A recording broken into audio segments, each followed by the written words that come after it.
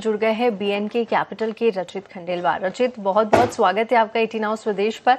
मैं तृप्ति बात कर रही हूं और सबसे पहले मार्केट पर आपका व्यू जानना चाहेंगे। देखिए, निफ्टी की बात करें तो यहां पर 60 अंकों की तेजी है, 24,137 पर निफ्टी है। बैंक निफ्टी में आज जरूर से गिरावट देखने को मिल रही है, 150 अंकों से ज्यादा की गिरावट है, 57,000 के ऊपर ही फिलहाल यहां पर बने हुए हैं प्राइजेस। आईटी से काफी सपोर्ट मिल रहा है आज बाजार को। अब ऐसे में आप बाजार की चाल को कैसे देख रहे हैं और कौन से लेवल्स निफ्टी और बैंक निफ्टी के लिए सेकेंड हाफ के लिए भी अहम होंगे? तृप्ति जी, आपको, गुरप्रीत जी को और सभी दर्शकों को नमस्कार and as always thank you for having me here. Before we start, जितने भी स्टॉक्स हम आपके चैनल पर डिस्कस करने वाले हैं उसमें मेरी पर्सनल पोजीशन है, मेरी फैमिली पोजीशन, क्लाइंट पोजीशन हो सकती है। इन्वेस्टमेंट इन इक्विटी मार्केट है subject to market risk. Please consult your financial adviser before making any investment और taking any trade in any of the scripts that we are about to discuss on your channel. देखिए, एक चीज पे मैं और थोड़ा सा आपका ध्यान आकर्षित करना चाहूंगा। इंडिया विक्स इंडेक्स को आप देखें, जिस तरीके से ये करीबन 3.5% नीचे आता हुआ दिख रहा है, कहीं ना कहीं ऐसा लग रहा है कि सेकेंड हाफ, आज एक्सपायरी है, सेकेंड हाफ में आपको एक ढंग का मोमेंटम देखने को मिल सकता है। निफ्टी के लिए इंपॉर्टेंट लेवल, जिन लेवल्स पे अभी ये चल रही है, 24,135, इसके ऊपर ये मेंटेन जिस तरीके से करती हुई दिख रही है, हम समझते हैं आपको आज ही के दिन 24,200 और 250 लेवल्स देखने को मिल सकते हैं, बैक बाय द आइडिया कि आईटी इंडेक्स वापस से अब अपने आप को 29,000 लेवल्स के ऊपर मेंटेन करने की कोशिश कर रहा है। और अगर ये सक्सेसफुल रहता है तो आज ही के दिन ही सपोर्ट देता हुआ दिख रहा है। 48,500 लेवल्स पे चल रहा है। जिस तरीके से पोजिशन है 48,300 लेवल्स के ऊपर जब तक आपको चलता हुआ दिखता है, हम समझते हैं आपको 48,700 और 48,900 के लेवल्स भी दिखाने में ये दमखम रखता है। चलिए, मार्केट को लेकर ये आउटलुक आता हुआ रच्चू जी की तरफ से, और चलिए शो की शुरुआत करते हैं। हमारे साथ एक लाइव कॉलर जुड़ गए हैं, जडेजा। जडेजा, बहुत बहुत स्वागत है आपका 18 हाउस स्वदेश पर। पूछिए, आज की क्या क्वेरी है आपकी? मैम, मेरे पास स्ट्रेजिलिटी शेयर है और उसकी क्वांटिटी है 4,550 जी, और 43.77 रुपीज में मैंने लिए हुए हैं मैम। तो इसका मैं जानना चाहता हूँ कब तक ये शेयर का प्राइस बढ़ सकता है, क्योंकि मेरे जनवरी 2026 से लिए हुए। ठीक है जडेजा जी, आपको राय दिलवा देते हैं। रचित जी, सवाल आपने सुना, स्ट्रेजिलिटी इंडिया को लेकर है और ख़रीद भाव से देखिए बहुत ज़्यादा नीचे नहीं आया, लेकिन क्वांटिटी बहुत ज़्यादा है, इसलिए नुकसान भी ज़्यादा हो रहा है इस वक्त। जानना चाह रहे हैं इनके प्राइस के आसपास कब तक आ जाएगा और एक मिड टर्म व्यू चाहते हैं। जनवरी से ये स्टॉक होल्ड कर रहे हैं, ऐसे में सलाह क्या बनती है? क्योंकि चार्ट्स में हम देख पा रहे हैं लास्ट 1 मंथ से एक अपवर्ड टिक ज़रूर नज़र आ रहा है, लेकिन ओवरऑल लास्ट ईयर से और पिछले 3 महीनों में भी थोड़ा सा डाउनवर्ड मोमेंटम ज़रूर दिखा है। ऐसे में जो अभी फ्रेश अपवर्ड टिक हमें नज़र आ रहा है, क्या वो आगे सस्टेन करता हुआ दिख रहा है आपको? देखिए, इसमें हमें एक चीज समझनी होगी कि दो ये सॉफ्टवेयर सोल्यूशन प्रोवाइड करने वाली कंपनी है, बट इसका मेजॉरिटी बिजनेस जो है वो यूएस साइड से आपको आता हुआ दिखता है। और जब उस पार्ट ऑफ द वर्ल्ड में एक आपको डिस्टर्बेंस दिख रहा है, एक हमारी ट्रेड डील को लेके भी बातें हो रही है, उसी डाइसी सेंटिमेंट में ये स्टॉक अभी अपने आप को इस तरीके से पोजीशन करके रखा हुआ है।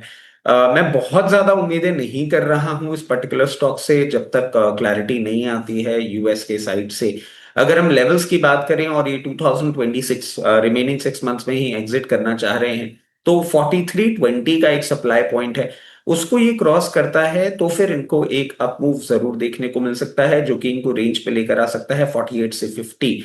एंड क्योंकि टाइम ड्यूरेशन बहुत ज्यादा नहीं ये देना चाह रहे हैं, मैं कहूंगा उन लेवल्स पे एक बार आप चाहें तो एग्जिट जरूर रजिस्टर करें। ऑलराइट, तो सेटिलिटी को लेकर ये सलाह और एक लेवल भी आपको बता दिया है जहां पर आपको फिर से रिव्यू करने की ज़रूरत पड़ेगी, और फिलहाल यहां पर एग्जिट की सलाह भी आती हुई। आगे बढ़ेंगे और अगले कॉलर का रुख करेंगे। प्रतीक हमारे साथ जुड़ गए हैं। प्रतीक, हाय, गुड आफ्टरनून। कहाँ से बात कर रहे हैं आप और क्या सवाल है? गुड आफ्टरनून तृप्ति जी, मैं मुंबई से बात कर रहा हूँ। बिल्कुल ठीक, बहुत बहुत स्वागत है, बताइए। शुक्रिया। मेरा शेयर है IRCTC। मेरे पास 300 क्वांटिटीज है, एंट्री प्राइस है मेरा 650।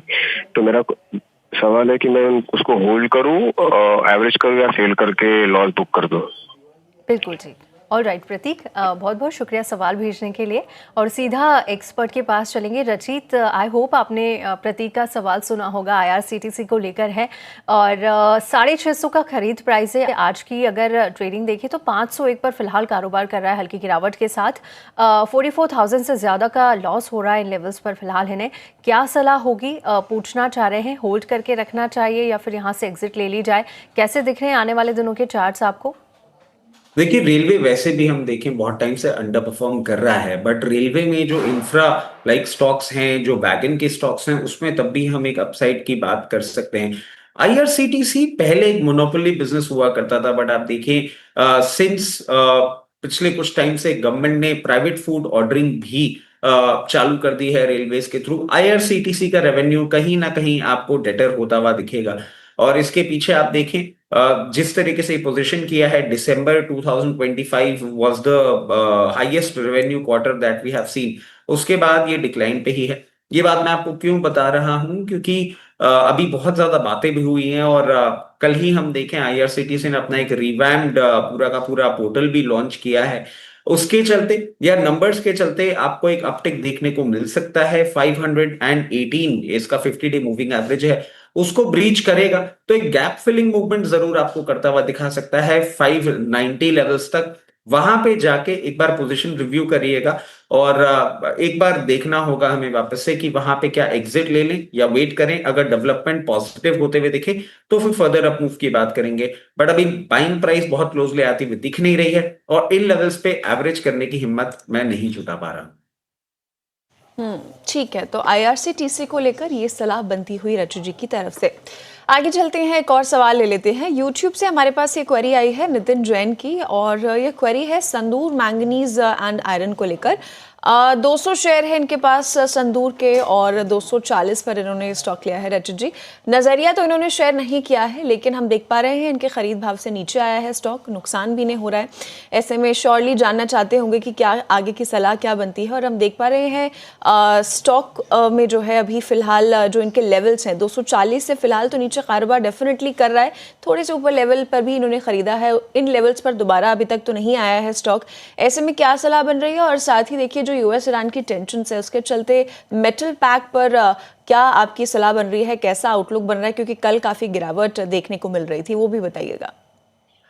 देखिए, एक चीज समझनी होगी, हम संदूर मैग्नीज की जब बात करते हैं, आप अगर इनके रेवेन्यूज देखेंगे तो एक अपटिक पे ही है। क्लियर केस, मतलब मेरे को कोई डाउन ट्रेंड नहीं देखने को मिल रहा है फंडामेंटली। और हम चेक दें तो आप देखें पूरा का पूरा ये जो सेक्टर है अराउंड 20 के पीई मल्टीपल्स पे है और ये 14 पे है। ये बातें मैं आपको क्यों बता रहा हूं, बिकॉज फंडामेंटल सपोर्ट है कंपनी के साथ। कंपनी एक ग्रोथ ट्रेजेक्टरी में ही दिख रही है, बट हमने रिसेंट टाइम्स में मेटल एज अ पैक पूरा कूल ऑफ होते हुए देखा है और यहाँ पे कहीं ना कहीं सस्टेन करता हुआ दिख रहा है। मेटल एक सुपर साइकिल पे है।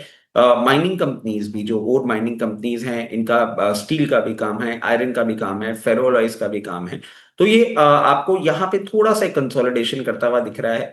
बट क्या खराब हो चुका है? नहीं, ऐसा मैं नहीं कहूंगा। आई बिलीव मेटल्स में जब आपको वापस एक टर्न अराउंड आता हुआ दिखेगा या क्वार्टरली रिजल्ट्स जब आते हुए दिखेंगे, आपको एक अपटिक जरूर स्टॉक में देखने को मिलेगा। एक छोटा सा सप्लाई पॉइंट है इसका जो 210 लेवल्स पे निकलता हुआ आ रहा है। उन लेवल्स को जैसे ही क्रॉस करेगा फिर आपको 240 और 240 के बाद मीडियम टर्म के लिए अगर आप इसमें पोजीशन बना के रखे हुए हैं बहुत कंफर्टेबली, आपको 276 से 280 के लेवल्स देखने को मिल जाएंगे।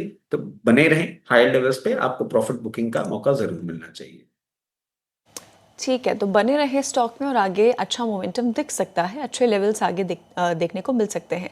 चलिए रचित जी, आप हमारे साथ बने रहिए और फिलहाल हम एक छोटा सा ब्रेक लेंगे, लेकिन व्यूअर्स के लिए भी